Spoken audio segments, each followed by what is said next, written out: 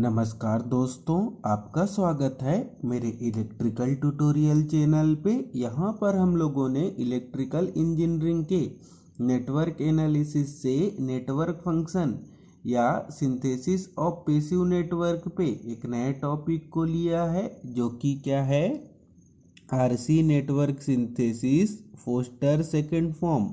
तो हम लोग यहाँ पर देखेंगे कि फोस्टर सेकेंड फॉर्म पे आरसी नेटवर्क का सिंथेसिस या रियलाइजेशन किस प्रकार से किया जाता है। तो आइए स्टार्ट करते हैं आज के इस टॉपिक को। इस टॉपिक को स्टार्ट करने से पहले हम लोगों को ध्यान रखना होगा फोस्टर सेकेंड फॉर्म किसके लिए होता है। तो जैसा कि हम लोग एलसी नेटवर्क सिंथेसिस के फोस्टर सेकेंड फॉर्म से जानते हैं कि फोस्टर सेकेंड फॉर्म किसके लिए होता है, पॉजिटिव रियल एडमिटेंस या admittance function y of s के लिए। तो यहाँ पर हम लोग लिख लेंगे admittance function y of s को, और हम लोगों को ध्यान रखना होगा कि यह जो admittance function y of s दिया होगा, जिससे हम लोगों को आरसी नेटवर्क का सिंथेसिस या रियलाइजेशन करना है फोस्टर सेकेंड फॉर्म पे, तो हम लोगों को दिया हुआ y(s) कैसा होना चाहिए, पॉजिटिव रियलनेस होना चाहिए। तो अगर आप लोग पॉजिटिव रियल फंक्शन या टेस्टिंग ऑफ पॉजिटिव रियलनेस के बारे में समझना चाहते हैं तो मेरे प्लेलिस्ट पर जाएं, सिंथेसिस ऑफ पैसिव नेटवर्क। उस पर मैंने पॉजिटिव रियल फंक्शन और टेस्टिंग ऑफ पॉजिटिव रियलनेस को न्यूमेरिकल प्रॉब्लम के एग्जाम्पल के साथ समझाया हुआ है।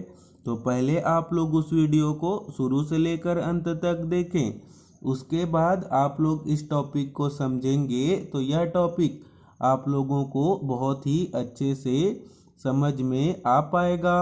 अब हम लोग यहाँ पर आगे देखेंगे कि आरसी नेटवर्क सिंथेसिस के फोस्टर सेकेंड फॉर्म पर हम लोगों को रेजिस्टेंस R और कैपेसिटेंस C का यूज़ करके किस प्रकार से सर्किट को बनाना होगा, जिसका स्टैंडर्ड फॉर्म हम लोगों को आरसी नेटवर्क सिंथेसिस के फोस्टर सेकेंड फॉर्म के लिए डिफाइन किया गया है, जो कि इस प्रकार से है। तो यहाँ पर हम लोगों को ध्यान रखना होगा आरसी नेटवर्क के सिंथेसिस या रियलाइजेशन के फोस्टर सेकेंड फॉर्म पर दिए हुए admittance function y of s के लिए हम लोगों को इसी प्रकार से ही सर्किट को ड्रॉ करना होगा।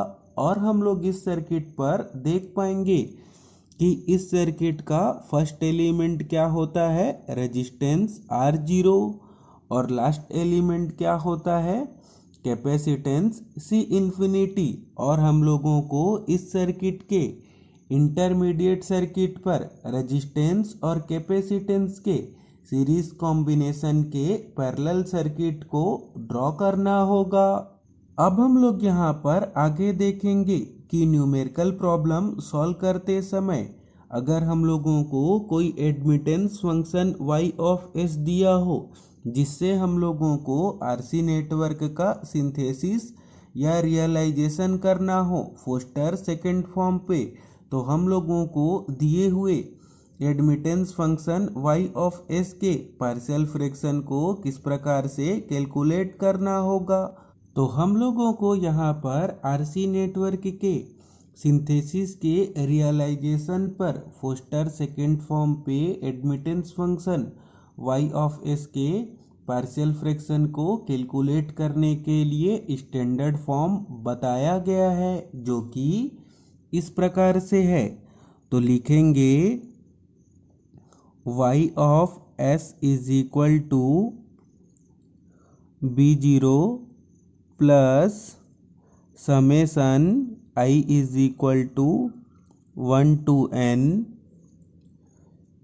bis upon s plus sigma i plus b infinity into s।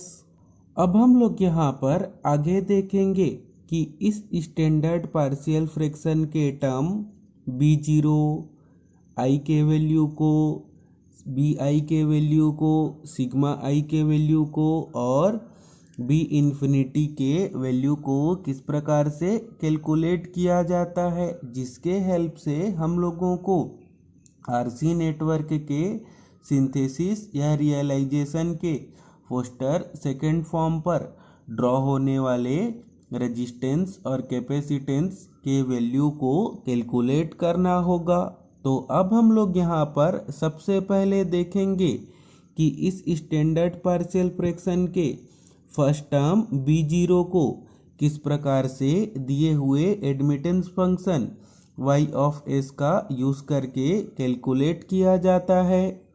तो यहाँ पर हम लोग पहले पॉइंट पर देख पाएंगे b0 is a constant term. तो हम लोगों को यहाँ पर ध्यान रखना होगा कि दिए हुए admittance function y of s के लिए b0 को दो तरीके से कैलकुलेट किया जाता है।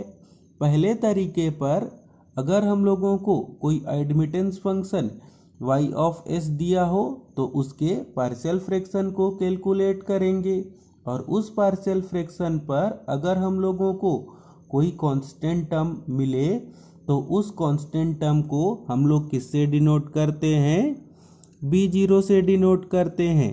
और दूसरे तरीके पर हम लोगों को दिए हुए admittance function y of s के पोल के लिए रेसिड्यूस को कैलकुलेट करना होगा और उस रेसिड्यूस को कैसा होना चाहिए, रियल एंड पॉजिटिव। तो उस रियल एंड पॉजिटिव रेसिड्यूस को दिए हुए admittance function y of s के लिए क्या लिया जाता है, कांस्टेंट टर्म b0 लिया जाता है।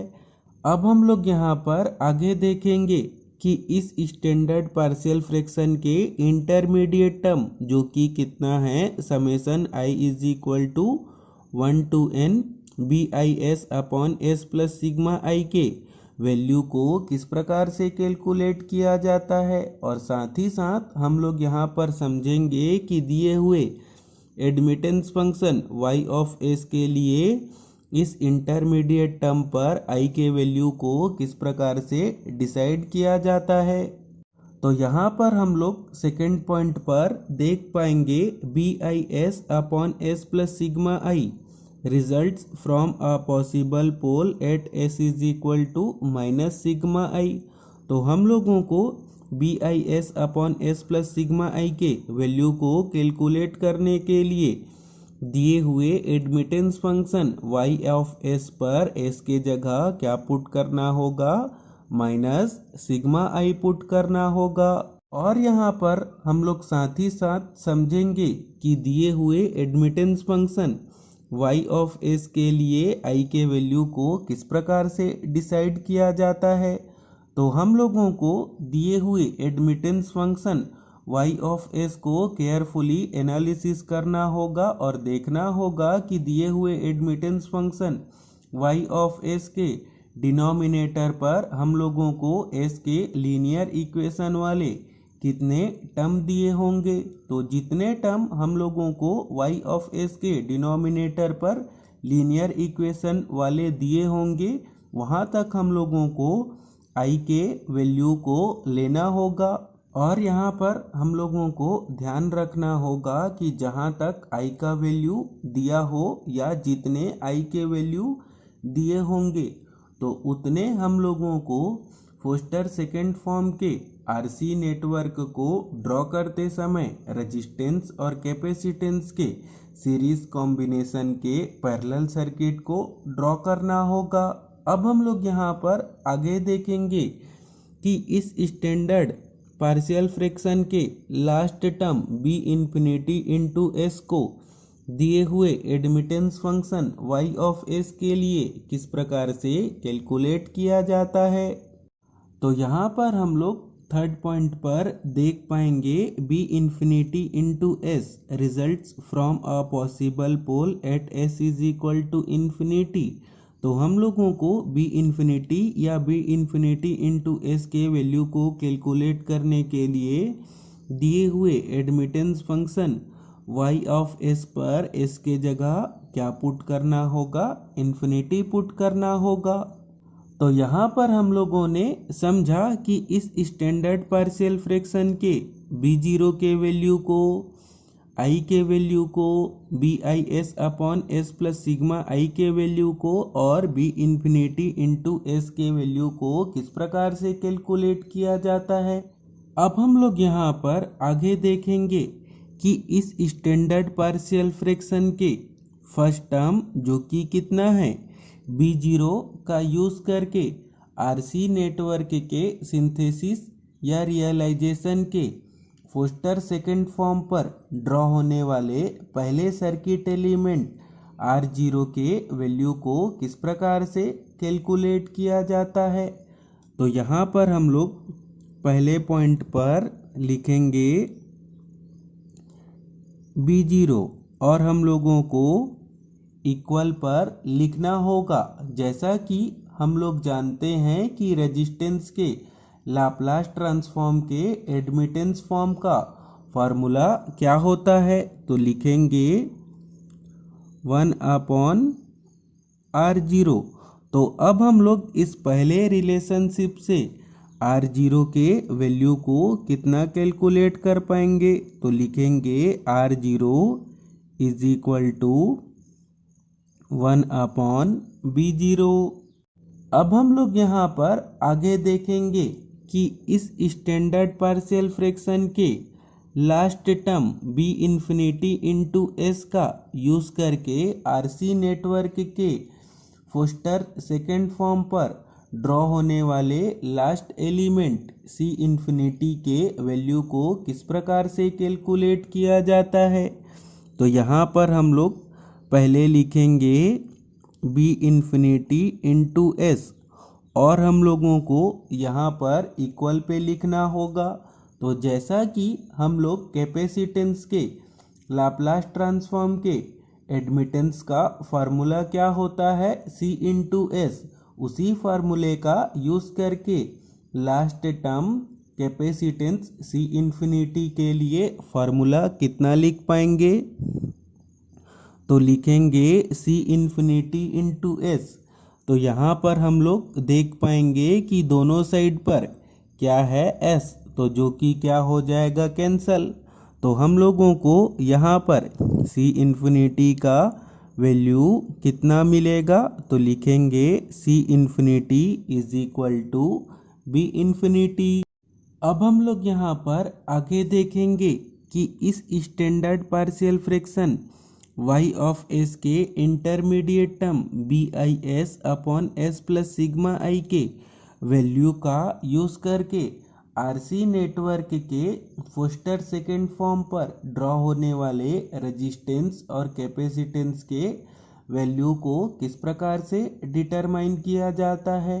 तो उसके लिए हम लोगों को यहाँ पर एज्यूम करना होगा कि कोई रेजिस्टेंस Ri और एक कोई कैपेसिटेंस Ci सीरीज कॉम्बिनेशन पर जुड़े हुए हैं।